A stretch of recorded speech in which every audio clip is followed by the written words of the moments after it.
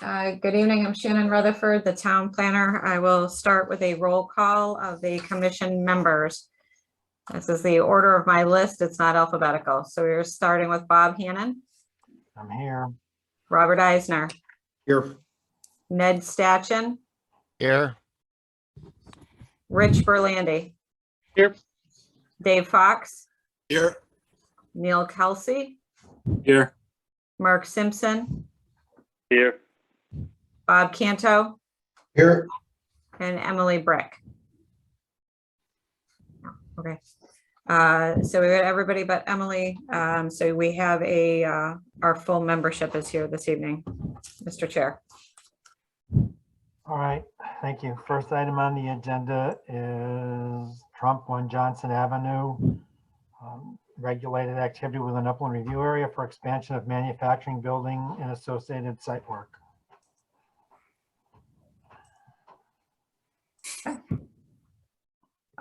Will, are you taking the lead with the presentation this evening?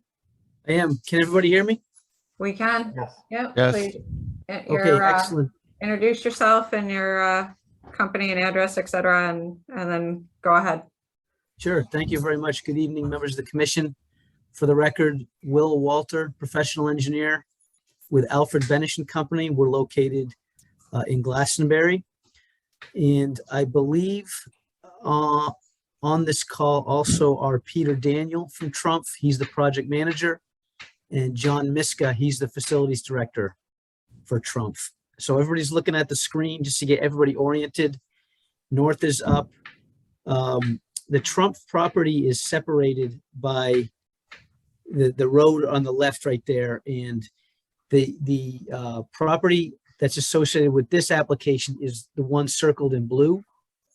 And this application is a building addition that you can see highlighted, outlined in red and highlighted in yellow.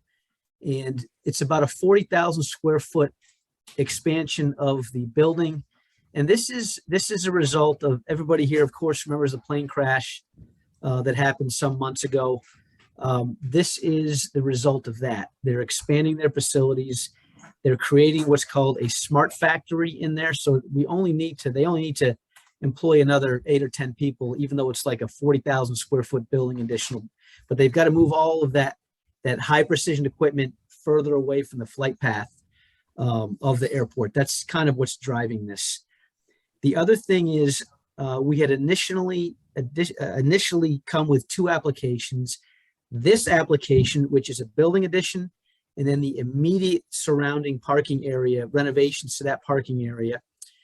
The second application we came in was further to the right in that wooded area just south of the pond there. That was going to be a standalone parking lot. That has been withdrawn. Trump has, they're undergoing some more master planning, and they're thinking of adding another building on this site and additional parking. So that's the reason that they've withdrawn that application. And we expect that we'll probably be back with an application some point this fall or winter with something possibly over in that area. But basically this, so the way the water flows on this property is where the building addition is, it pretty much flows from north to south across the parking lot. And you can see where there's the word Corporate Ave right there, right above that, where the cursor is right there. That bit of grass, that is a man-made detention pond.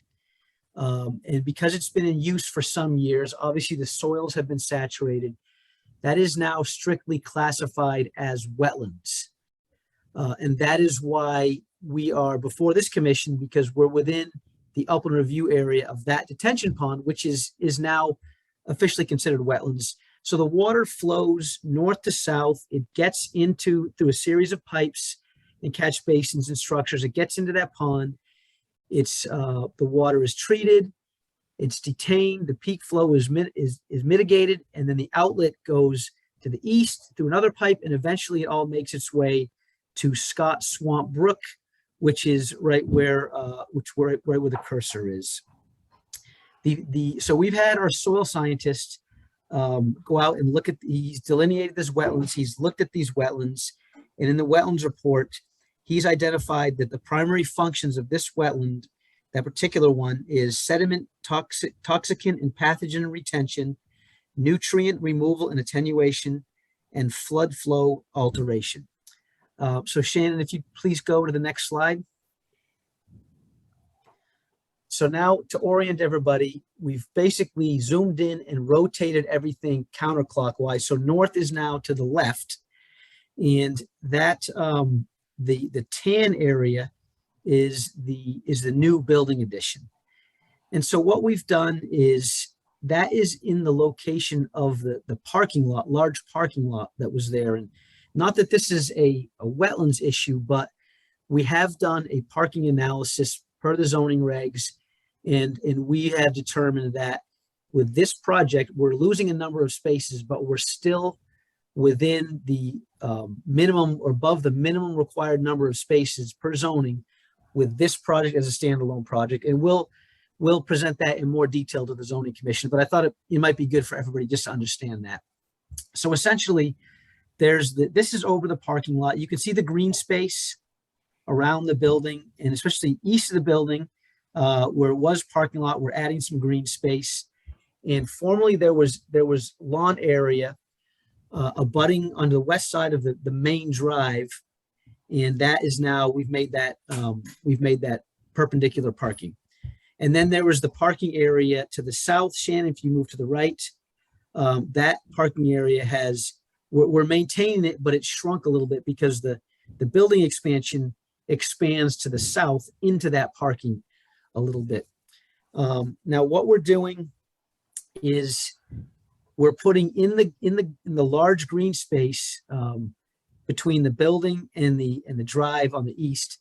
Essentially what we're doing, we're significantly reducing the amount of imperviousness subject to vehicular flow, that's the main area of pollution that you're concerned about with treating the water. We've significantly reduced that. But because of the building, we are slightly increasing the total impervious area, mainly because we're adding 40,000 square feet of building. So what we're doing is the majority of the building flow is going to come out through a couple of roof leaders to the east, up to the top of the page. And in that green space, we're putting 7 open bottom dry wells. We've had borings done, and there's groundwater between 6 and 10 feet below grade. So we're putting our dry wells, about 7 dry wells above the groundwater. The roof flow from this building is going to go into those dry wells, and they're going to treat it.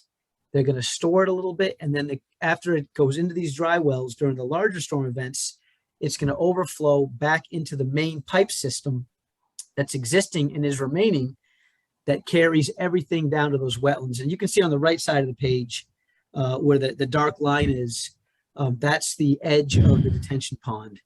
Yeah, correct, right over there. And so the cumulative effect of those dry wells is we're now providing a little bit of water quality treatment where previously there was no water quality treatment. Everything that went onto that parking area flowed right to the detention pond. So the water quality is going to be significantly improved. And then the small effect that volume, which is about 100 cubic feet of volume in there and some infiltration as well, that is going to end up reducing the peak flow to that detention basin a little bit, not much, by probably 5% or something like that. But the town regulation requires that we reduce or maintain the peak flow, and we are doing that. And then as a part of the plan set, we've also provided, in addition to the site plan and the grading and drainage plan, we've provided an erosion control plan. The erosion controls have been designed per the DEP erosion control guidelines. So we're going to make sure that we, no water flows into that wetlands before it's captured and sediment has been removed. And then finally, the soil scientists report, which you all have, there's a few things I want to mention. It states that regarding the impact to this wetlands, that there's no adverse impacts there's no disruption of design function of this detention pond, and that there is no adverse impact to Scott Swamp Brook because of this project. It's my understanding that this commission can't formally vote until the next meeting, and correct me if I'm wrong, but that's my understanding. But what we're requesting tonight is because of this design and how we've minimized things, and then because of the soil scientist report that there's no adverse impacts, that we're requesting that this be classified as an insignificant impact and therefore not require a public hearing. And I believe what that does is allows you to vote at your next meeting without a public hearing, but of course, correct me if I'm wrong. So with that, I'm more than happy to answer any questions that you may have.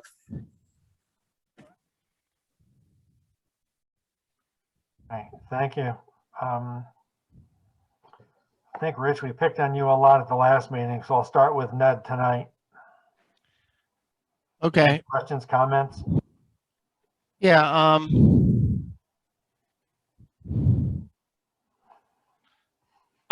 The view where you showed the dry wells being put in the building, the new building, are those just like the catch basins from the previous? I'm kind of worried about if they're going to have an overflow. You said there'll be a dry well, but then we'll have an overflow that goes out to the previous drainage system.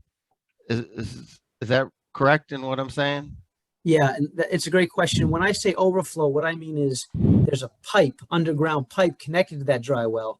So it's some distance above the bottom. So the water comes in, flows in, and then it percolates. And as the water builds up, it flows into that overflow pipe that connects back. And I ran a hydrologic analysis, and there, even in the 100-year storm, there's no water that's bubbling up out of the top of those basins. And I think that's probably what you're getting at. You don't want standing water out in front of that building. And my analysis shows that up to the 100-year storm, which is the maximum we're required to analyze, there will not be any water bubbling up out of there. Okay.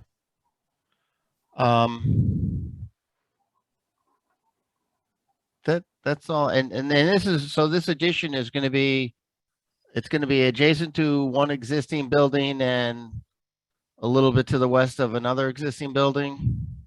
That's correct. Yep. This is Yeah, building okay. 2, and the one to the east is called building 4. Yep. So in regards to impact, it's between two already existing buildings, and I mean that I think lessens the impact. Yeah. Okay, that's all I have. Thank you. You're welcome.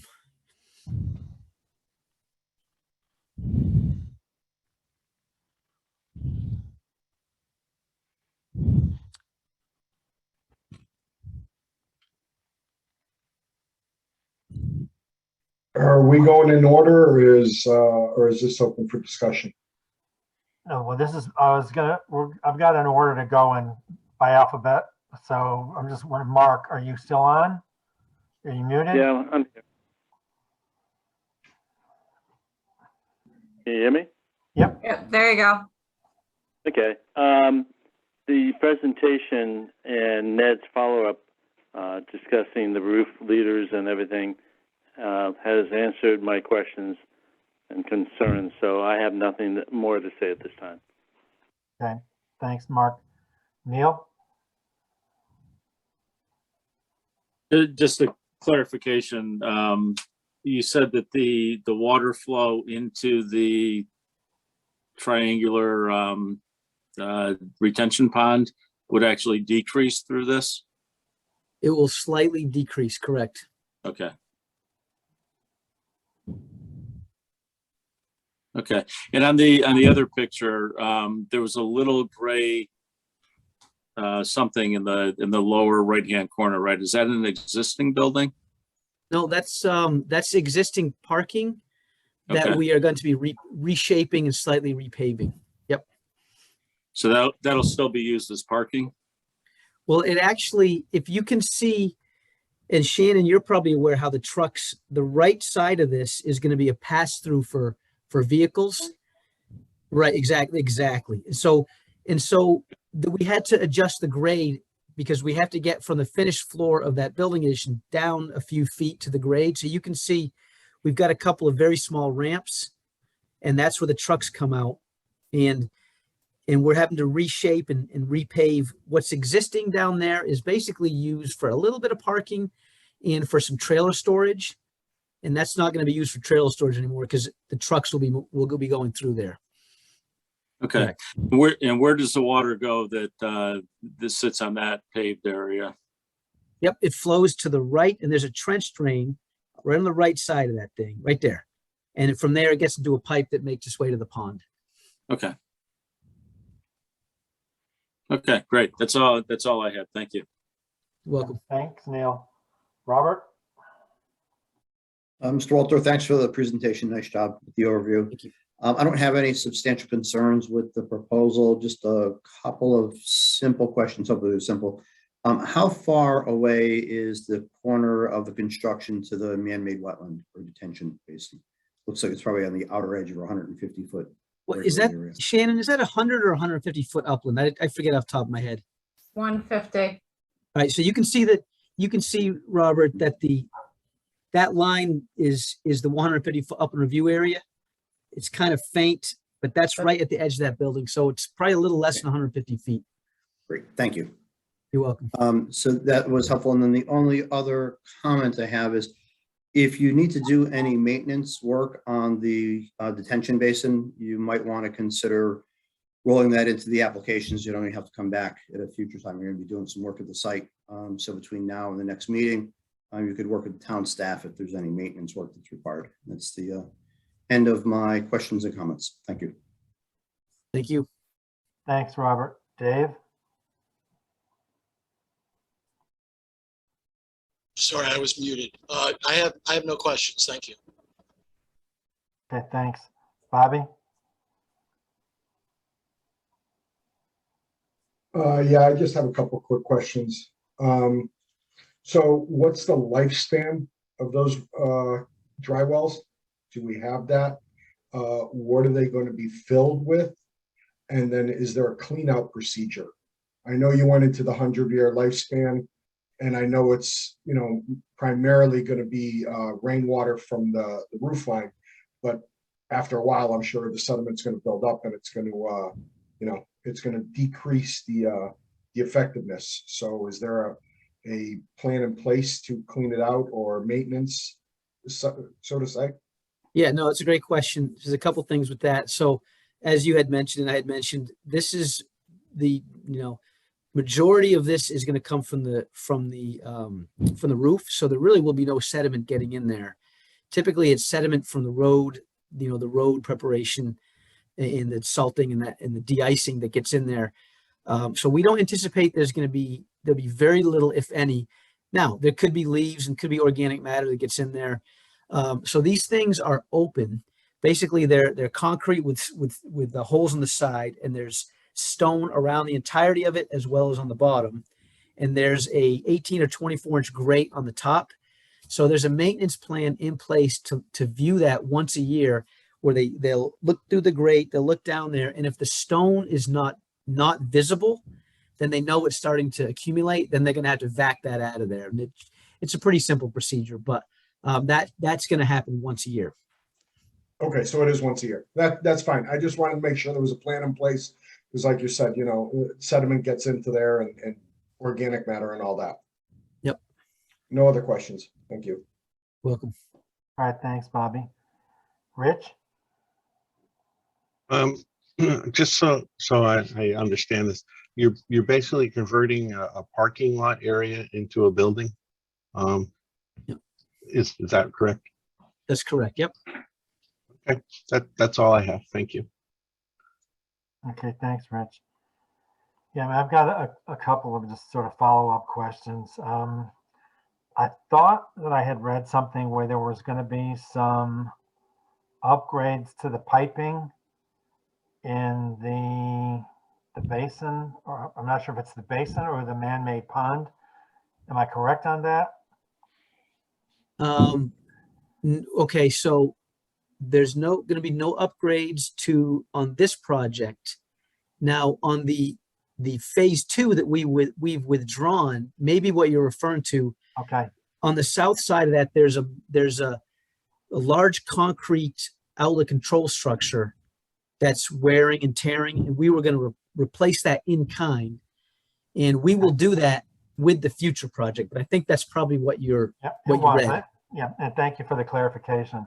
Yep. And to follow up on Robert's comment, I wholeheartedly agree that you may want to take a look at these basins to see if there's any work that needs to be done at this point in time and roll that into the application. Now would be the time to do it. So I agree with Robert. I also agree with him in the sense that I don't see this as a major project in any respect. So especially as you had commented earlier, you're pretty much putting a building on where you had a lot of paving and you're adding some infiltration mechanisms to the overall project. So you probably end up coming out a little bit better than you're currently at. So I do not have any other questions on that. Anybody else want to follow up with anything, or are you all set? Mr. Chairman, Yep. this is Ned. I was just noticing on one of the detail sheets, there's a detail for a sanitary manhole. It looks like they're going to be working on the sanitary sewer. Where is that taking place? Because I didn't see that on the plans. Or is that for a different part of the project? No. It's on the grading drainage utility sheet. And Shannon, if you want to go to the Trump building edition, essentially the sanitary runs west to east through this property, right underneath where that drive-through is. And what we're doing is we're intercepting it and routing it around the right side and connecting it back. Okay. And in fact, we're doing that with electric, sanitary, and natural gas. Okay. All right. Thank you. You're welcome. Right, so I guess what I'll ask for now is, would somebody like to make a motion to accept the application? So moved. Is there Statute. a second? Dave will second. Have a motion on the floor to accept the application. All those in favor, please signify by saying aye.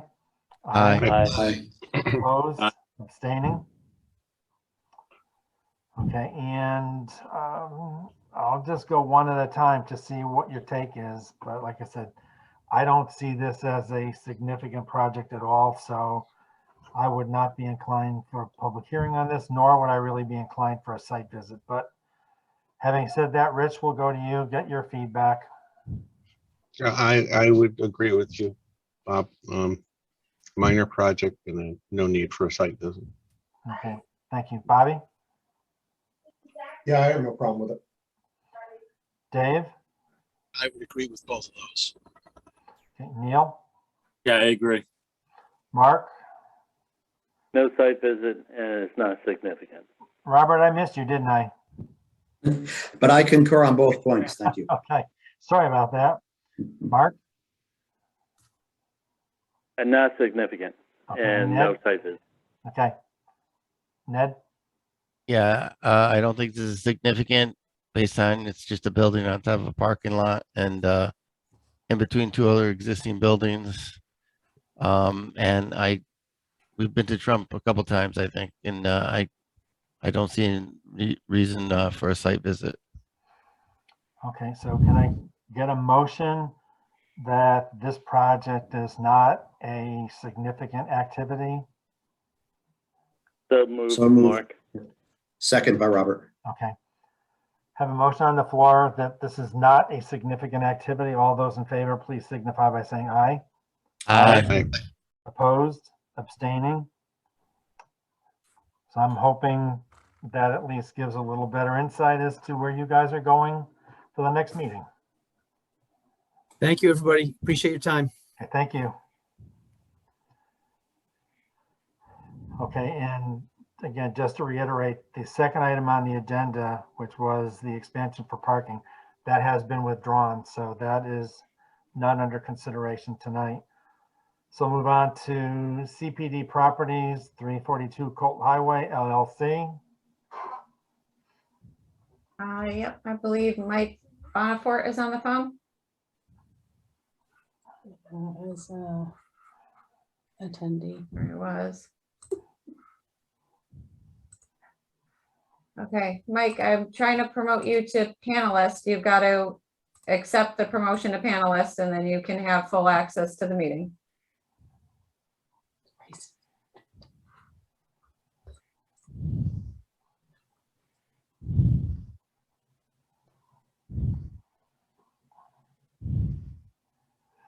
Okay, Mike, you've got to unmute your microphone. And yes, okay. And camera too. Great. Well, welcome, everybody. Thanks for having us. I do want to see that I have 4 gentlemen with us tonight. My name is Mike Bonford. I'm a permitting consultant for the owner of the property. I have the lead engineer, Chris Taimula, with GPI, which is Greenman Pedersen. Also, is Corey with us? Corey Mason, Chris? Not yet. And he may join us later, but Chris is the primary senior engineer on the project. And we have David Lord, our soil resource consultant, or specialist in wetlands, as I think you know. So if the board's okay with the plan, I'd like to just introduce the company, because while CPD has owned this property for, I think, over 11 years now, it's been dormant at least 3 or 4, and we're looking to redevelop it. Is that okay if I just introduce and then have Chris Taimula present the plans that you have before you? That's fine. Thank you, Mr. Hammond.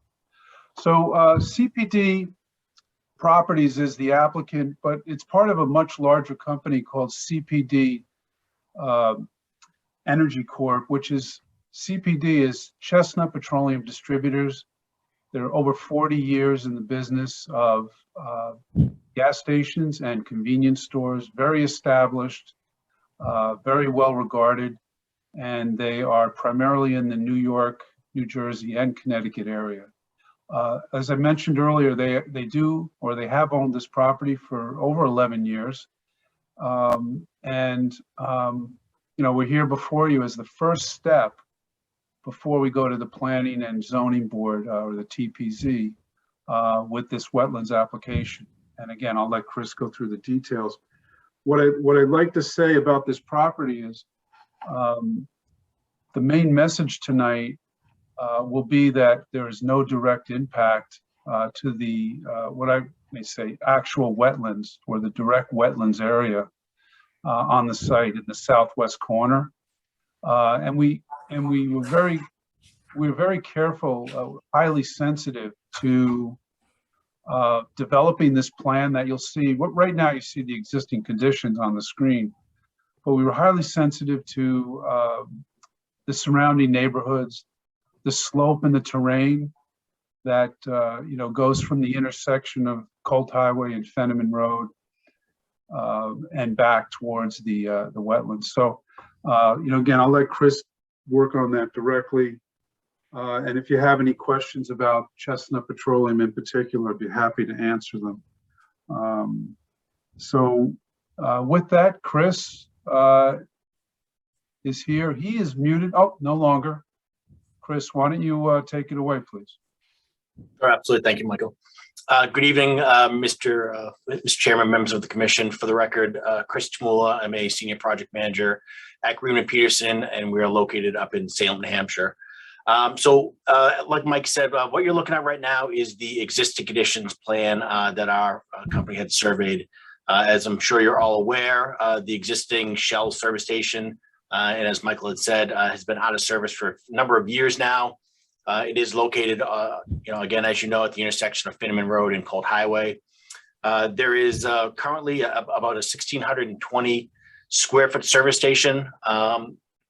There is a fuel canopy in front of the service station with 4 fueling islands, 8 fueling dispensers. There are formerly located underground fuel storage tanks to the lower right of the store and right of the gas canopy. And basically the front portion or front corner of the site is all disturbed as the existing gas station development with a tree line located just behind the existing store. As you can see on this plan, in the upper right-hand corner is the existing wetland.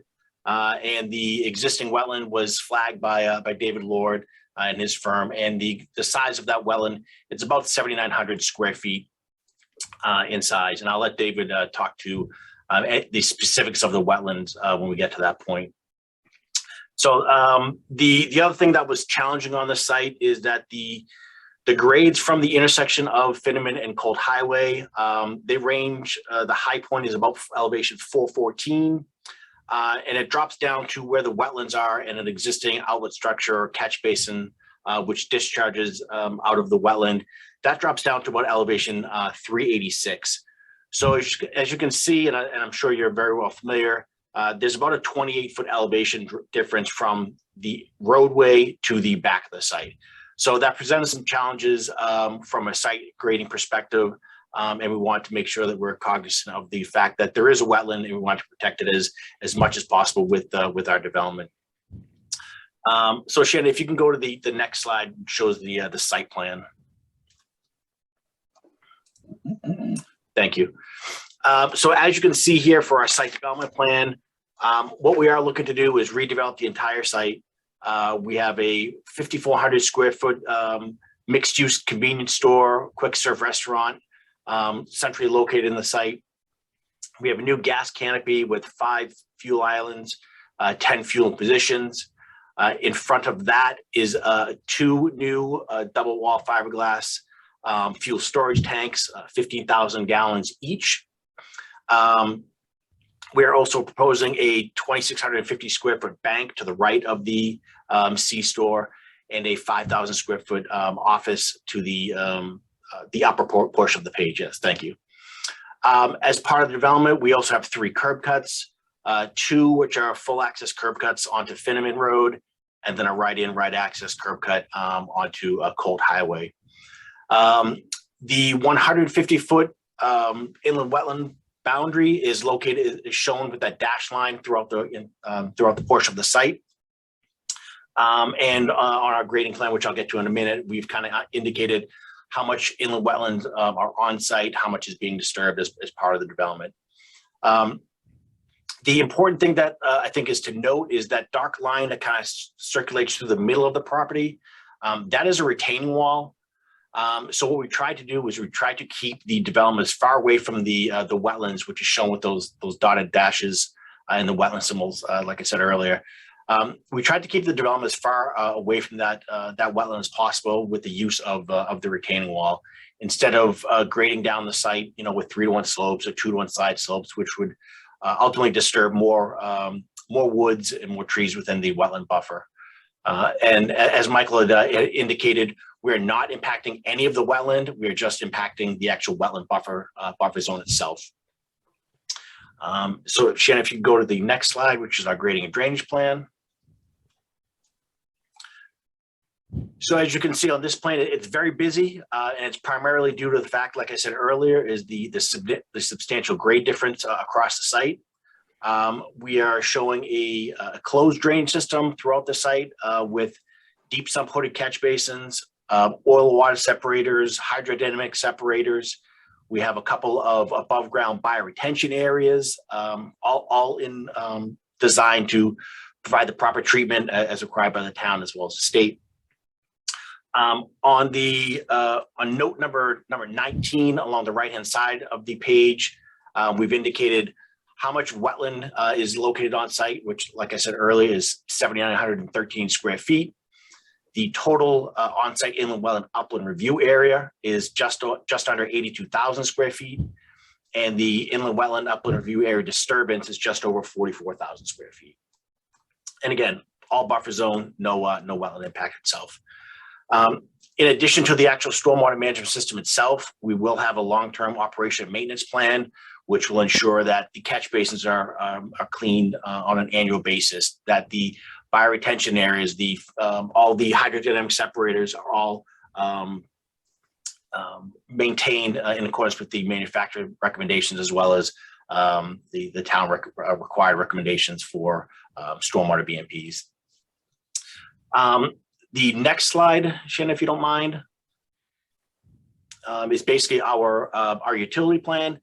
And the goal of this plan was really just to kind of show you why we have the tree line shown and the impact along the right-hand side. Basically right where it says Sherrill Drive, where the C in Sherrill is, you can see from there to the left, you can see we have a sewer line connection. So that sewer line connection obviously impacts the wetland buffer zone and ties into the Sherrill Road, the Sherrill Drive sewer system that's currently out there today. Everything else, is basically the water line, the gas, they all go out to Finman Road, and all of our stormwater, as I mentioned earlier, everything drains from Finman and Cold Highway towards the wetlands and towards Sherrill Drive. So we do have our outlet aprons from our underground stormwater system, as well as our bioretention areas, discharging outside the wetland and within the ultimately the wetland buffer zone area. Lastly, we do have an erosion control plan, which will ensure that during construction, there'll be no sediment tracking along Finneman Road with stabilized construction entrances.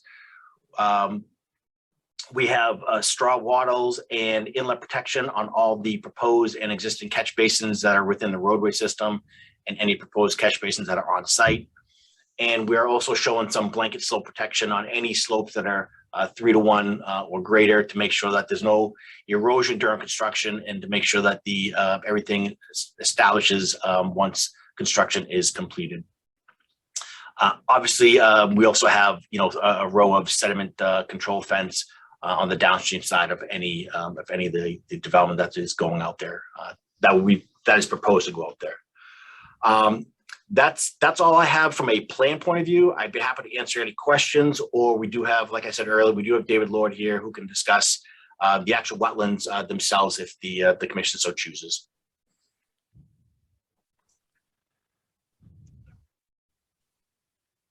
I would say go ahead and let David talk. Have him add whatever he wants to highlight for the site. Sure, thank you. Thank you, Mr. Chairman. For the record, my name is David Lord, a professional soil scientist and environmental consultant with Soil Resource Consultants in Meriden, Connecticut. I first looked at this property back in April of 2016, during which time I identified the wetlands which are shown on the application drawing. 17 flags were set. The numbers are present on the site plan drawing, showing the limits. Subsequent to that, and more recently, I've gone back out to the site and reestablished the wetland flagging in those areas. The numbering was not done for the sake of clarity and to eliminate at least some confusion walking in the field and maybe finding a flag that I set recently that doesn't coincide with the previous depiction of wetlands. The wetland soils are poorly drained. They have a shallow, within 20 inch of the soil surface saturation modeling. The wetland is somewhat unusual in that there is an existing storm drainage catch basin and piping system near flag number 17 on Sherrill Drive, which collects elevated surface water ponding within the wetland and transports that into the drainage system under Sherrill Drive. So this wetland does not have significant amounts of ponded water. Even in the lowest points, it does drain through the drainage system to Sherrill Drive. Upland soils are a mixture of shallow to bedrock identified Yalesville soils and disturbed upland soils, which for the majority of the proposed development activities are within disturbed upland soils. The proposed office to the south portion of the site and the stormwater management basin and discharge apron for the site-generated stormwater runoff flowing towards the wetland is in the natural soils, the Yalesville soils on the site. Are there any questions about the soils on the property?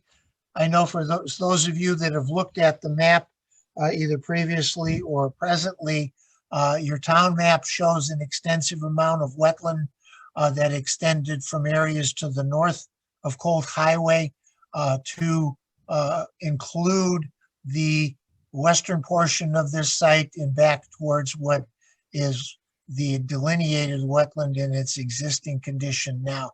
Those historic wetlands have been altered well before my involvement with the project. And what I am identifying is the current, as of 2016, extent of wetlands. It's possible at the time the Cheryl Drive, Colt Highway were constructed or modified, that some of that previous wetland disappeared, was covered over, and certainly the connection to the existing and remaining wetland north of Colt Highway is no longer present from this particular site. That's all I have to say about the wetland delineation and identification of soils on the site. I'll be happy to try to answer any questions that members may have about the on-site wetland conditions. Thank you. Rich, we'll start at the top of the order. So do you have any questions, comments, issues? Question for David. Did you take a look at the function, how that wetland is functioning and the values? Yes, actually, I have a document that I'm going to be doing as a second part of my presentation, which is a function and values assessment of the subject wetland area. Okay, that's all I have for now. Then let me jump in. So David, you weren't done totally? No, I wasn't. That was just part one. Okay. I wanted to talk about the wetland, some of the history and the soils that are associated with the proposed development activities and the on-site wetlands. The second part would be the function and values assessment, which I've prepared looking at the functions and values of the subject wetland in its existing character and moving forward under the scenario of the proposed development that's before the commission this evening. If you would like, I can move into that, and then I can answer questions over both documents if anything relating to wetlands on the site arise from either part of my presentation. Please do. Okay. You will find in the application packet a document dated April 18th, 2022. It's the depiction of the assessment that I performed on the existing wetland functions and values. It uses the protocol from Connecticut Deep and the U.S. Army Corps of Engineers protocol for evaluating wetlands from a quantitative methodology, looking at individual criteria for wetland functions and values. Starting off, looking at the Connecticut Natural Diversity Database for any record sighting on this site of any state or federally listed plant or animal species. There are none. The closest that's listed on the December 2021 mapping is a little over half a mile away from this particular site. Again, it appears we're looking at a remnant, southerly remnants of a larger historic wetland, which is obviously cut off by the existing Colt Highway. The wetland itself is a palustrian forested wetland.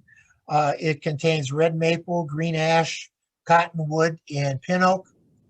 The shrub understory, which is relatively dense to the north of the wetland and relatively open to the east and south side of the wetland. Shrub species include silky dogwood, Tartarian honeysuckle, which is an invasive, and multiflora rose, which is also an invasive. There is very little ground cover vegetation, somewhat due to the time of the year when I did the function and values assessment, but also from shading effects of the shrub understory, and most importantly, the dominant tree canopy on the site.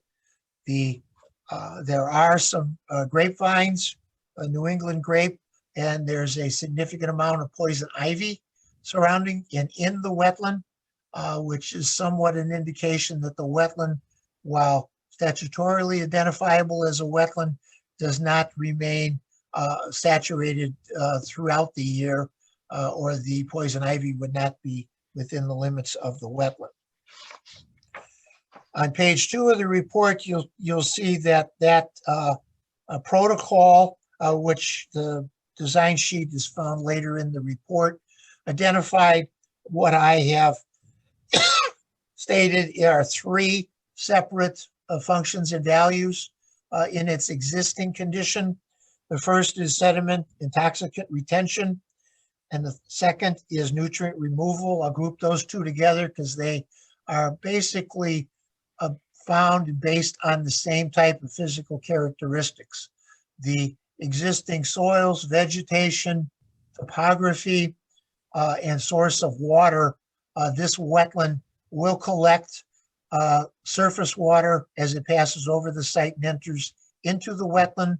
It does have some residence time, although not in a shallow ponded water phase, but more in a saturation of the surface layer and the organic matter in the surface layer of the wetland, and slight irregular pits and mounds, or slight depressions and mounds, humps within the wetland area, which also can slow down and retain some of the sediments, toxicants, and also act to slow down and make the nutrients that may be within the stormwater column available for the vegetation within the wetland.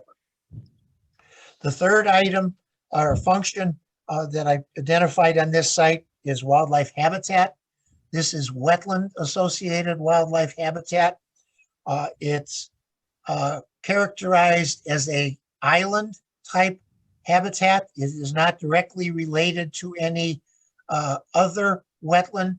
Stormwater leaving the wetland is conveyed by storm drainage pipes and discharges obviously to a wetland, most likely to the west of this property, but there is no direct connection other than connection for wildlife over Sherrill Drive or in another direction through existing development areas.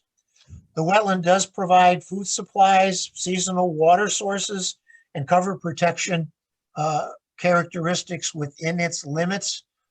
It is, as I said, an island area. It's not a size that would create a habitat, resident type habitat, but it is one that is available for wildlife species that may be passing through the area, flying over the area, for a stopover, for obtaining food, water, resting, and cover protection as they move through the general area. This wetland, and it's important to note, would not be utilized by species that are sensitive to high levels of human activity and noise generation. The site is bordered on 3 sides by existing paved surfaces, which do have high volumes of vehicular traffic, noise generation with that. Sherrill Drive has homes along the western side of the drive. It also is, in the times I've been out to the site, very heavily used for dog walking from neighborhood areas up from the areas to the south, coming up into the cul-de-sac at the end of Sherrill Drive and then turning down and moving along the eastern side of Sherrill Drive. There is some grass area along that portion of the wetland. The conclusion, and I'll just read it from the statement. In my professional opinion, the proposed development as proposed, presently configured, does not represent a likelihood for significant adverse environmental impact to the existing functions and values of the on-site wetlands or their long-term functioning at present level. By that, I mean the proposed development does not introduce a new type of activity to the area, one in which that would not be in keeping with previous activities. Development activities to this wetland have already occurred by the surrounding development of roadways, single-family houses, and other human activities. The species that are found in this wetland are ones that are tolerant of those levels of human activity and would not be further displaced by the proposed development activity. The report goes on, and it's for documentation purposes, has a copy of the Natural Diversity Database attached to it. It also has a description of wetland and value functions and what those are. It gives you a tabulation form in the middle of the appendix, which has each function and value that was assessed and which criteria were found on the site and the determination of whether it's present or not present and of primary function within the particular wetland. And lastly is the list of those consideration qualifiers for each of the criteria for wetland functions and values that are used with the protocol. That's a very quick overview of the process, and I'll be happy to try to answer any questions that the members may have about the function and values assessment. Okay, thanks, Dave. Rich, I'll go back to you to see if you have any follow-up questions on the last bit of information provided. No, thank you, David. That was very helpful. You did not identify any vernal pools in this area? No, there are no vernal pools in the area. As I mentioned, the existing catch basin and drainage system along the western side of the wetland precludes any ponding of water over a couple inches before it would move in a westerly direction to the existing catch basin. So there is no physical characteristics of a vernal pool on this site. Great, thank you. The only other question I had was, I see there's a detention pond on the downhill side of the wall, and I was just kind of wondering how the applicant proposes to maintain this facility and the outlets from the drainage. That's all I have. That is probably a better question for Chris to describe. There is open area further to the south behind the proposed office building, but I'm not sure if that's the way it's proposed to be maintained. Yeah, and I can answer that, Mr. Chairman. So the intent was obviously with the retaining wall and the dumpster along the right-hand side of the building. The intent was to be able to access behind the back of the building to get to the bioretention area. If we need to, modify some of the grades in that area to provide a better access point, we can definitely do so with very minimal changes to the plan.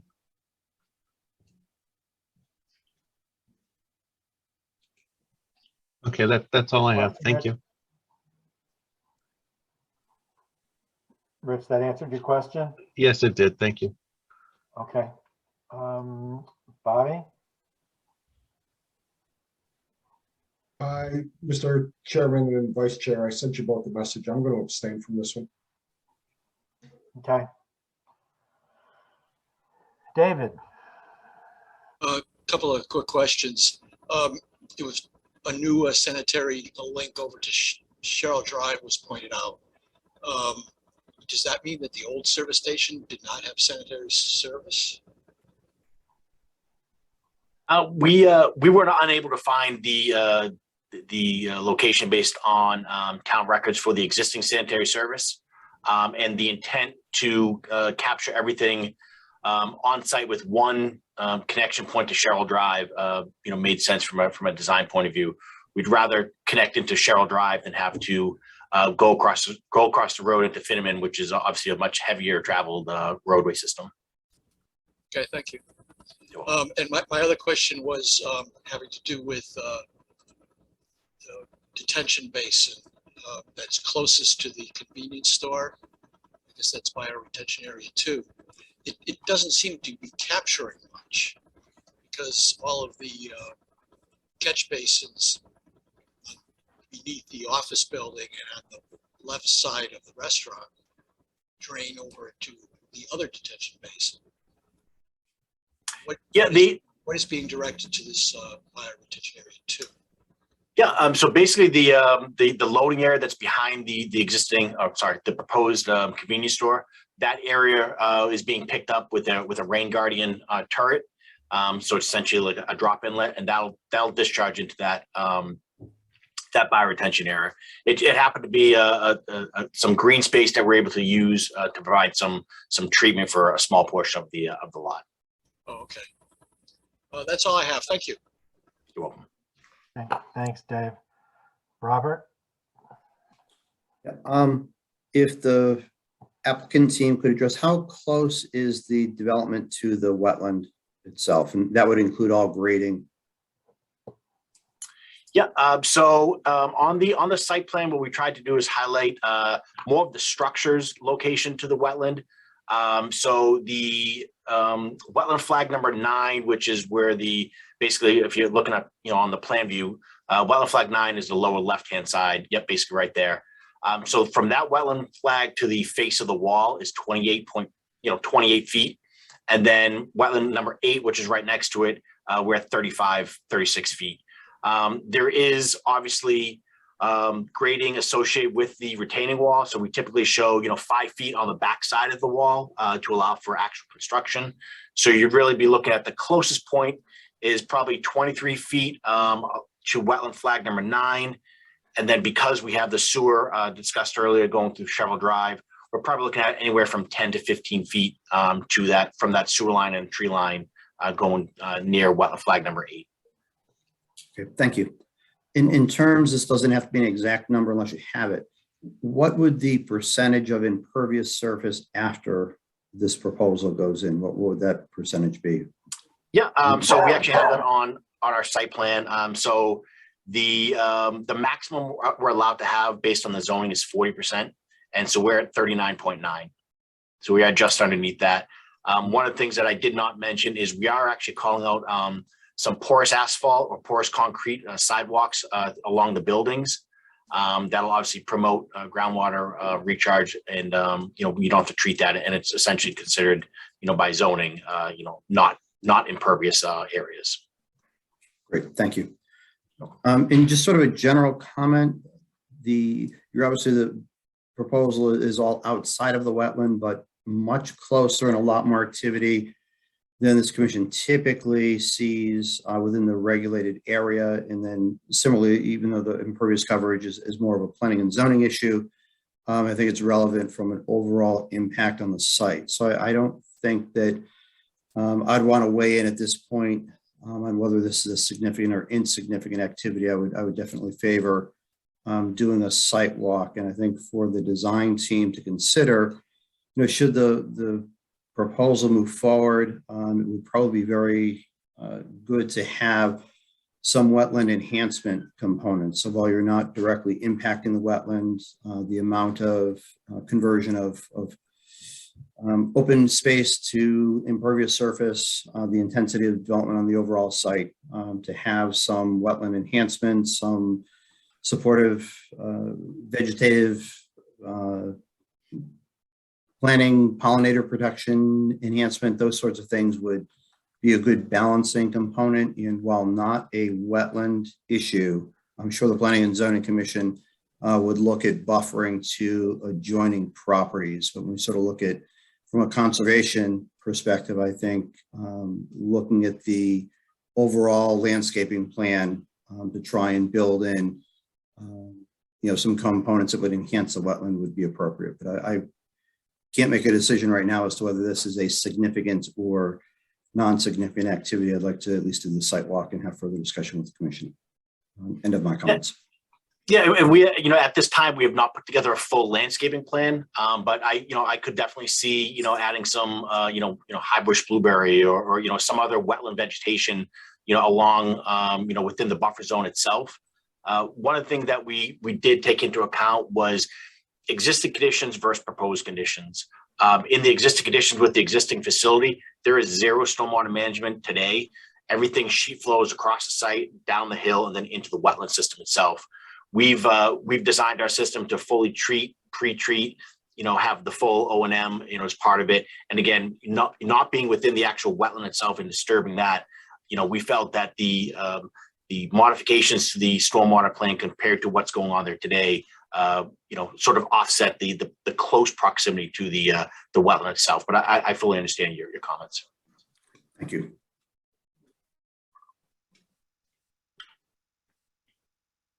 That's it, Robert? That was all I had, Mr. Chairman. Thank you. Okay, thanks. Neil?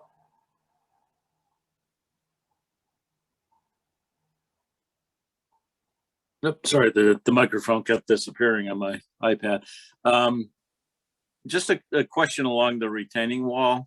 Does that generally follow the existing slope, or is there going to be significant buildup of that towards the buildings and everything, right? Or how much regrading is going on there? Yeah, there's a substantial amount of regrading. The retaining wall is probably at its closest to the bottom of the slope, say 20, 25 feet. At its furthest, you might be 50 feet. So there's definitely a substantial grade difference from the top of the slope down to the bottom of the slope and even the proposed tree line. So that whole wall is basically in what we'd consider a fill situation. Okay. And most of that will be on the inside towards the project, right? Most of the that is correct. Yeah. Okay. And we will have a guardrail as well as a chain link fence on top of that, which helps minimize trash, debris getting towards the wetland. People trying to jump the wall, things like that. So from a safety perspective, as well as safety from people jumping the wall, like I said, as well as protecting the wetlands from trash and debris, we incorporate that as well. Yeah. Okay. Yeah, I have nothing further. I do think a site walk on this one would be helpful. Okay, thanks, Neil. Mark? Yeah, I have a question. Was mentioned about to the, I guess, west of the wetlands. There's a catch basin there, I guess was there previously established. And then that pipes into, I guess, Sherrill Drive. What was the purpose of that to do? It seems to me maybe the intent was to dry the area out. Is it something, where's that water? It's just water's coming from the site and then being pumped to Sherrill Drive. Maybe you can expand on that a little. Yeah, sure. And I'm not sure if David knows, the history of that actual structure. All I do know is that wetland and that catch basin do collect, a very large majority of the on-site runoff. Whether it ponds to a certain level in the wetland and then goes out that outlet, that 12-inch outlet pipe. I'm not sure the history of it, but it is there today. Yes, if I can add, David Lord for the record, the inlet elevation, as you can see from this enlargement of the site plan, is 386.3. The closest existing contour line is 388. The pipe is basically set on grade. It's not lowering surface water or subsurface water from the wetland. It is keeping ponded water from building up on the surface of the wetland. My opinion anyway, based on looking at it, this was something that was put in when Sherrill Drive was constructed in order to give a controlled flow of stormwater from the subject property onto, or keeping it from flowing across Sherrill Drive, collecting it into a storm drainage system and providing a means of controlling that water moving in a westerly direction. It does not appear to be in any way draining the wetland, making it drier or altering the soil saturation, but it does prevent ponding of water in there, which again may have been part of the original thinking in its placement in elevation construction. That is why I'm asking. I think I was a little concerned about this area being depleted water by that catch basin. So I agree. I think a site visit is necessary so I can go and visit and understand the process, how that all works. That's all. All right, thanks, Mark. Ned? Yeah. Yeah, I think a site visit is necessary here. I just make the general comment that the existing gas station was almost completely out of the 150 foot upland review area, and it just seems like very large portion. The convenience store is almost all in the 150. The bank is, majority of the bank is in the 150. The underground retention system. I mean, this is a significant change to the property in regards to where it was and where it's going in regards to the amount of construction that's within the buffer zone.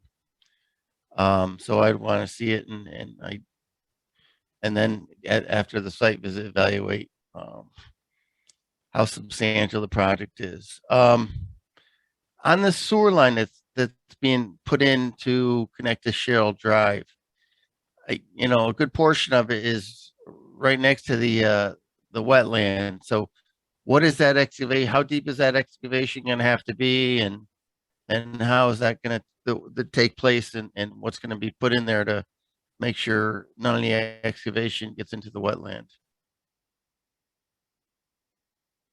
Sure. So as you can see, basically, so sewer manhole 4, which is the sewer manhole that prior to connecting into Sherrill Drive, that's a cross-country sewer. So we're only down about 4 feet for that.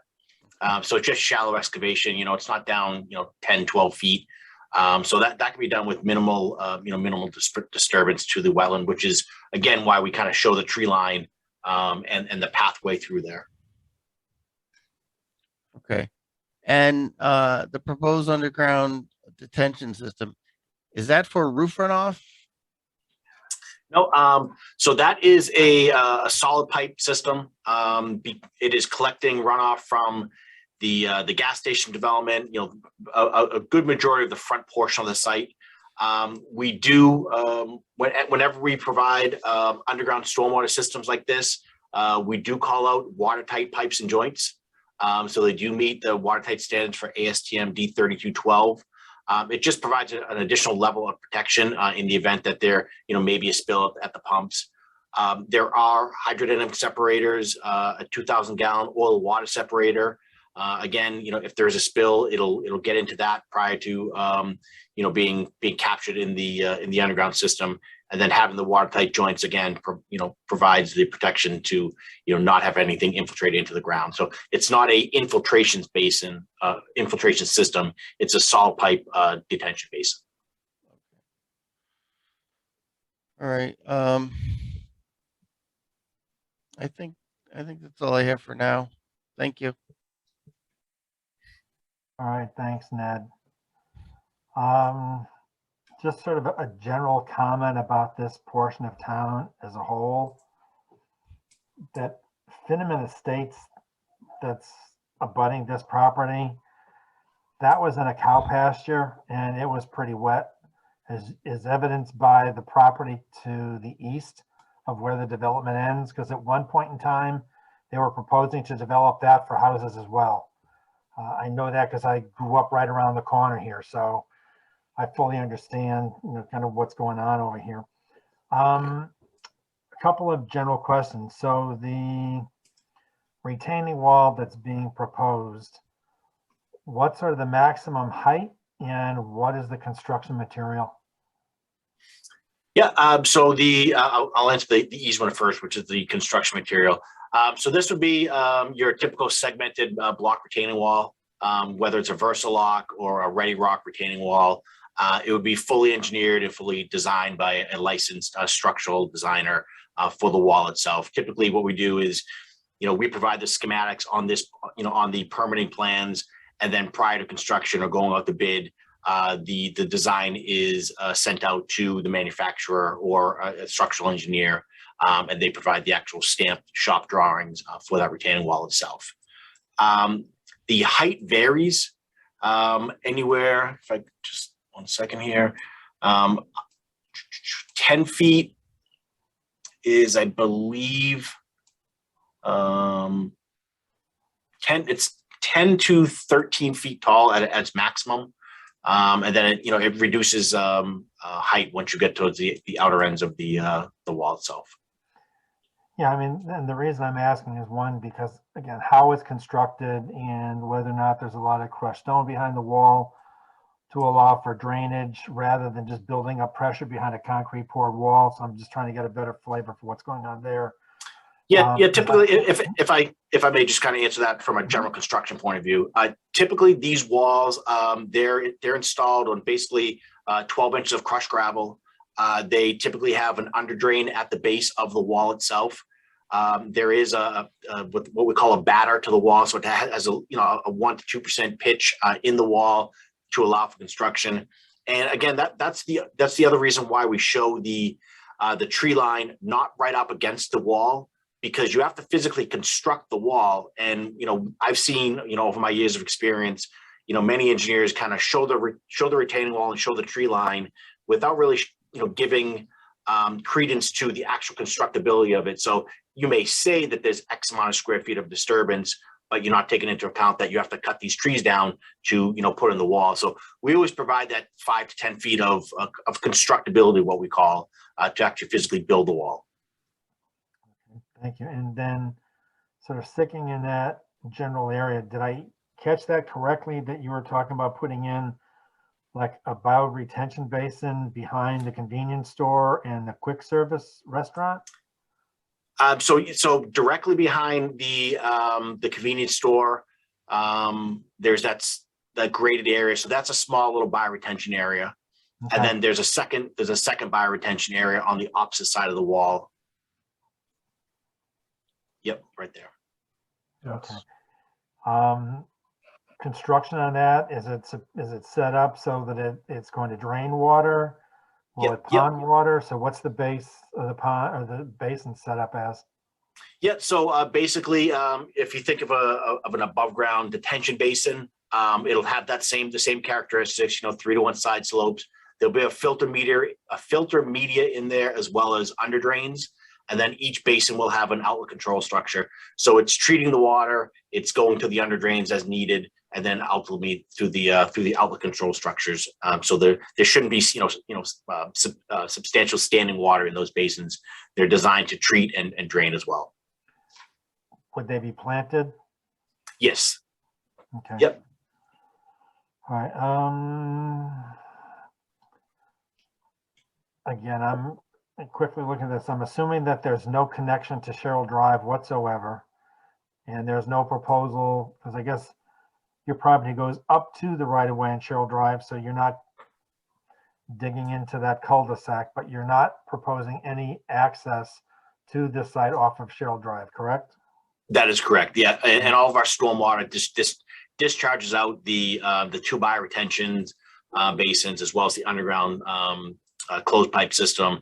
They discharge out through either a head wall or a flared end section to a splash riprap pad, and then well before and then it's overland flow to Sherrill Drive, and there's no physical driveway connections at all proposed to Sherrill Drive. Okay, and then how much fill are you proposing to bring into the site? We have not quantified that yet. We could generate that number for you, but we have not quantified that at this time.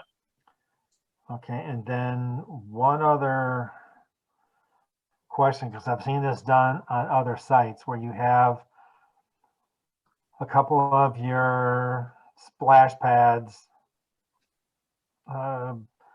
coming in just what to the east of the proposed bank and then off of the detention basin to the south of the proposed office. Has there any thought been given to possibly going in and putting in maybe some type of buffer so that the, like a level spreader where it maybe creates a little better flow so that you're not maybe channelizing some of the water coming out of these systems? Yeah, we did not design for that, but I definitely could see an application there for that. And if the commission so chooses to have us implement that, I think we can do that. Yeah, I mean, I'm not saying so much that it has to be worked into the plans, but I'd be curious to see if it's something that can be accommodated on site. I mean, it looks as though there's enough area. I mean, and part of the reason I'm even thinking of it is because of how that riprap is right up almost against some of the delineated tree lines. So it's just a question I had on that. Yeah, I guess the only thing is, there would be some additional tree removal in order to fit that in there, but I don't think it would be anything of real substance. But we could definitely look at in doing that. Yeah, so it's just if it's something that can be done, I'm curious as just how it would work out and how that Sure. might simplify things a little bit. And David, again, I don't know remember what the soils are like exactly in this area, but are they susceptible to erosion? Do you remember? They're relatively fine grained. The slopes are not such that I saw any real evidence of soil erosion or sedimentation coming off of, for example, the existing development portion of the property. So they're not highly erosive. They do not have really great internal drainage or infiltration rates, but they do have some cohesion by the fine particles that are within the soils themselves. Thank you. And then one final question is, I mean, when this site was originally used, what I remember, it was a farmer's market because of before all those houses were built, it was a farm and you had a big farm stand over there. So the pipe may have gone in at that point in time in the wetland area. So I'm curious as to what the condition is of the pipe that's in the wetland area and if any work needs to be conducted on that to bring it back to life, or is it still in pretty good condition? The fact that it's an RCP, so reinforced concrete pipe, I would have less concern, compared to a corrugated metal pipe. Yeah. A lot of times, like you say, these farmland and stuff like that, they'll throw in a corrugated metal pipe, and it'll be rusted out, and we could definitely look at that. We were not anticipating cleaning that or replacing that at all, but we could definitely take a look at it, and if it needs to be replaced, we could definitely do so as part of the I application. just think that would be smart to do it at this point in time. If there's an application before wetlands, that seems to me the logical time to do it instead of having to come back and maybe try to do it later. And then somebody says, well, why didn't you do it in the first place? So. Yep. Duly noted. Okay. I don't have anything else. Any of the other commission members have any other questions or comments based on the go around that we had? Okay, hearing none. The two things I heard, one, I will need a motion to accept the application. The second thing is my understanding of the conversation is that the majority of people would prefer to have a site visit. And I'm just wondering if that's something that can be tied in. I think, Shannon, what is it, April 30th? Correct, that we have the site walk from Maria? correct. It's scheduled for 8:30 on Saturday, the 30th. Yeah, I'm just wondering if we can piggyback the two of them together. It's Might an make it option. easier. My guess is we're probably an hour and a half at Maria Road-ish. So it would be 10:30 would be the earliest we're getting here. Yeah. So the other option would be, if we wanted to do an evening and bang this one out, it's a smaller Wednesday, 1 week from today, Wednesday, April 27th in the evening, if the weather's cooperating. Okay. And actually, there was one more comment that I had, and it's not so much from a design perspective, but you may take this into consideration. I fully understand what you're saying, that access to the site from Route 6, you've got a right in and a right out. Now, my understanding of what you're saying is you can only pull in right to get there if you're going east on Route 6. And if you come out, you have to go to the east. The only thing I'm going to say is good luck, because just up the road on the other side of the intersection, people don't read the sign, no left turn. And at the bottom of the hill, people don't read the sign, no right on red, pulling out of the little cutoff between Main Street and Route 6. And people don't pay attention to making only a right-hand turn out of the Exxon gas station. So I'm not sure if there's a way to maybe design it to make it a little more complicated for people to make that left out of there, but it's something you might want to consider, just based on the history of the road from over by where, what is it, Rebel Dog is? Five Corners, And then down by the end of Route 6, where you get to the Exxon station. That stretch, people tend not to pay attention to signs. So maybe, and I fully understand that. I will say that we did have a pre-application meeting with DOT. The initial intent of this driveway was to be a full access in and out. Obviously, with the amount of traffic that is on Cold Highway, and looking at the location of the driveway, DOT even agreed that that wouldn't get approved or permitted through them. So they felt that a right in, right out would be an appropriate driveway configuration here, which is why we've made these changes. But I do understand, it's sometimes it's tough to make people read signs. And a painted line on the road is not going to help them.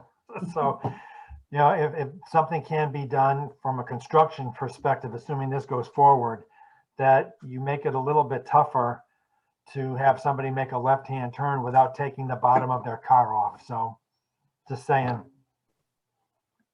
So I have nothing else. So I guess, can I get a motion to accept the application? So moved, Mr. Chairman. I have one other question. Yeah, this is Ned. Okay. I did have one other question. I noticed something. David said that he had flagged this recently for the wetland limits, but I'm seeing the note saying that this wetlands was delineated in 2016. Is he saying that he thinks it's still at the 2016 limits, or? I'll let David speak to that. My understanding is that he had gone back out there, he looked at the wetlands and just refreshed the flags, and that the wetlands did not change in size from 2016, but I'll let David talk to that. Yes, that's exactly what I did. The work that was done in 2016, some to most of the flags were still visible in the field, and I did soil borings on either side of the wetland boundary in those areas, especially the areas closest to the proposed development activity, and there was no change in the location of the wetland boundary. That's the points that I was attempting to make in my beginning presentation on the character of the wetland. That address your question, Ned? Yes, thank you. Okay, so I have a motion to accept the application. Can I get a second? Second. Okay, I have a motion on the floor to accept the application. Those in favor, please signify by saying aye. Aye. Aye. Aye. Opposed? We do have one abstention. Right, Bobby, because you're, Yes, I'm going to abstain. Yeah, but that's okay, because he's, Mr. Terry's an alternate and technically Yeah. not needed for vote for this evening. no, understood. And I'm getting a feeling that it's pretty much a consensus that people would like a site walk for this site. Okay. Yes. Tell me if I'm Um, wrong. So Shannon, you'll work with Bruce to try to coordinate? So what I'm just gonna ask a couple questions. So yes, I will, but before we have everybody sign off. So obviously the wetlands have been reflagged. From a site walk standpoint, with the commission, what else would you like staked out for reference? If the wall is staked out, I'm thinking that's the closest element. And there's quite a significant drop off behind the existing gas station. I'm thinking it might be easier coming in off Sherrill Drive, review the wetlands, and then get a few stakes along the wall. And then if folks wanted to, we can come back up top and take a look at the top. But what does the commission want so that you can be best oriented? Shannon and Bob, if we could get the four corners of the building staked, that would also help with the perspective on where the activity is going to occur. But I agree also having the stone wall, retaining wall staked. So retaining wall in the four corners of each of the three buildings. Mhm.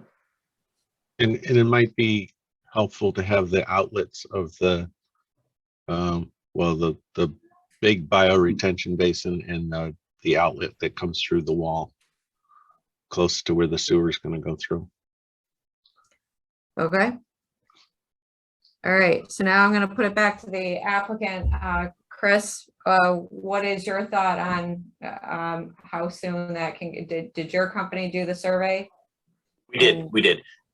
So how? I would say, from a meeting schedule point of view, I have a ZBA meeting already scheduled on the 27th. Okay.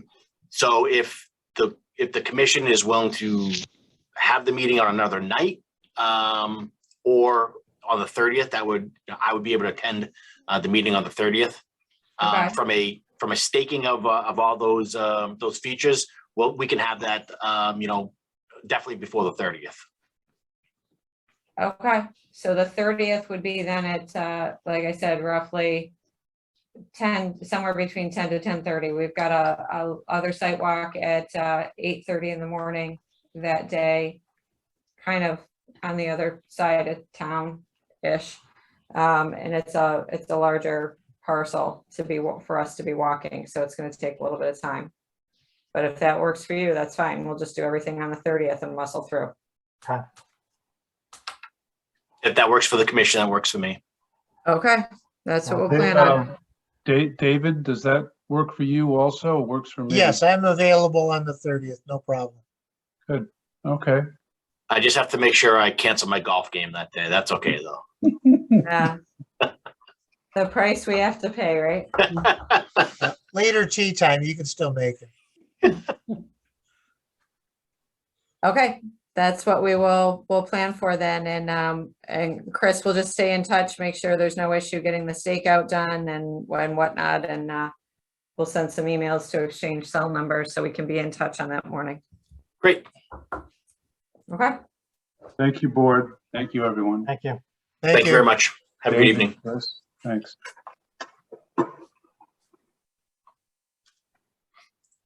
I think, Shannon, that brings us to planners report. Yeah, I guess it does. So I think so the only thing I really had was the site walk for Carrier, because I know Bruce was waiting to hear back from folks, and then Carrier came back and said it's got to be the 30th based on their consultant. So So we will plan for the Maria Road property at 8:30 on the 30th and then proceed directly to here. We'll get it, we'll send a follow-up email for everybody as well as, calendar invites. Carrier, I believe, is already aware of what they need to be having staked out for, based on the last meeting that we have. And the only other item I have then is Plant 17. Bruce had followed up with George Logan. I think he had told you, both Bruce and I had been on site with George and Stanley and Bill Galsky on March 18th. It was still early. It was still kind of cold off and on. Not really any activity. Bruce had sent George an email last week and George responded just late this afternoon and said that he was at the site on Monday. Still no amphibian activity at the various inundated areas, including the created wetland. So it sounds like none of the inundated areas are seeing any amphibian activity at this point. He says he has pictures. If he, he didn't get them to us before the meeting, but he will get them to us. And we are talking about remedial activities, and he said it's too soon to tell. He'd like the growing season to start to see if what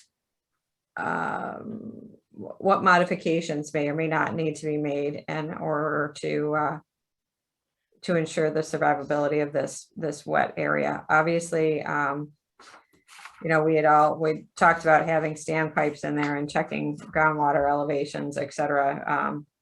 And after the rains last summer, the whole thing never dried out. So it's definitely taken on a different type of regulated configuration. It's still a regulated area. It's starting to take shape. I think it's just going to function a little differently than the intended design because of the volume of water that it's holding. But we'll continue to monitor it and follow up with George as we go along. If he needs some frog eggs, he can come into my backyard and get them. Yeah, he's got some in his backyard too, but yeah, my guess is once the American toads and bullfrogs start, then I'm fairly certain that's what we were seeing last year. There were just the green frogs everywhere. So it still might just be a little early for them. I mean, they're even talking about frost tonight, so it has not been nice, solid, warm weather for them. It's been really quirky, to say the least. So we'll keep watching it. We'll try to get him. Hopefully he's been there more frequently than once every 4 weeks, but nonetheless, even if there were egg masses, we should still see some evidence of it. Yeah. So. All right, so that's it? Yes, sir. That's Okay. it. So next up, can I get a motion to approve the minutes of the April 6th, 2022 Wetlands meeting? So moved, By Mark. Eisner. I'll second Eisner. Okay, so I have a motion on the floor to approve the minutes. Any questions, comments, corrections? Hearing nothing. Those in favor of approving the minutes, please signify by saying aye. Aye. Opposed, abstaining? Okay. And close the wetlands meeting at 8:34 and open up the Conservation Commission meeting at 8:34. So I guess the first thing on the agenda is Land Acquisition Committee report. The only thing that was really discussed at the meeting was the Bland property. And initially, the town had reached an agreement with the Blands, and then they came back and said they'd like a conservation easement over the property. And the town said, well, that's going to reduce the value of the property, so we need to get a new assessment. And then there was a question that said, well, maybe we can do a recreational easement. Well, the bottom line is the Blands said, nope, forget it, no easement. So this is scheduled to go forward. I believe the council will take it up to second Tuesday in May. So hopefully that's some property that's been on the town map for a while that can get crossed off. But other than that, it was a quick meeting. I think it was 7 minutes. So Ned, you missed a short one. Damn. So that was it. Anything on a planner's report? Just a reminder, in case you've missed all the signs around town and the newsletter that went into your mailbox and not on town website, our household hazardous waste collection day is this weekend here at the town hall campus. And it also includes shredding of documents here at the town hall campus and recycling of electronics. It is also cleanup day, and there are 4 locations for cleanup day for checking in if you're interested in the heaviest haul, and also for having a place to deposit any bags of trash that you may have picked up, and that is at Tunxus, the Tunxus Fire Station, the Farmington Fire Station, Maine, Tunxus, Mead Sports Area.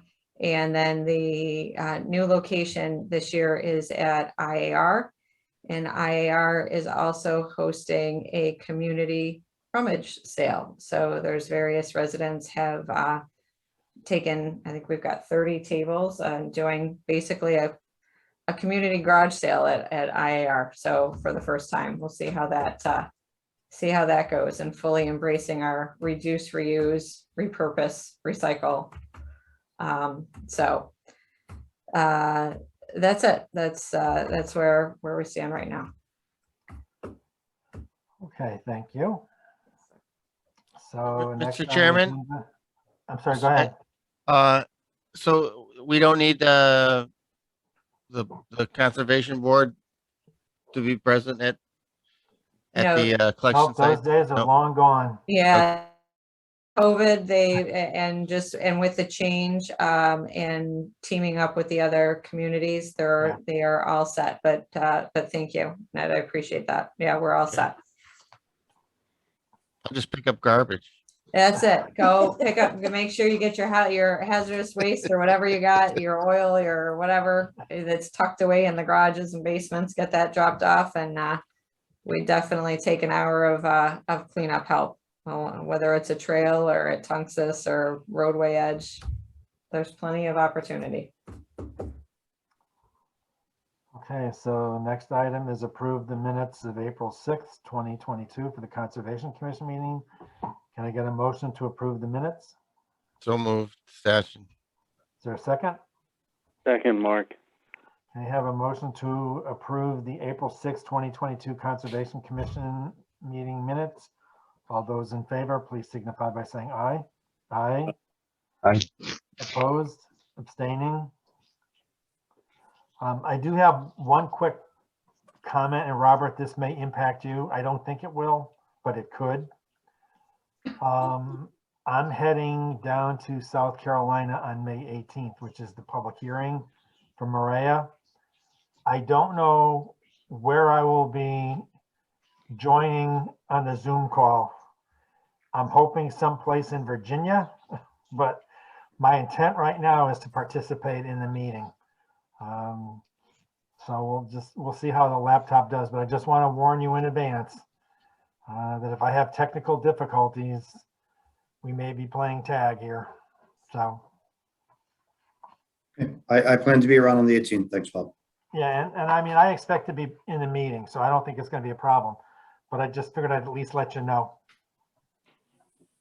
Thank you. Okay. So Shannon, anything else? Are we done for the night? I think we're finished for the night, fellas. We're good.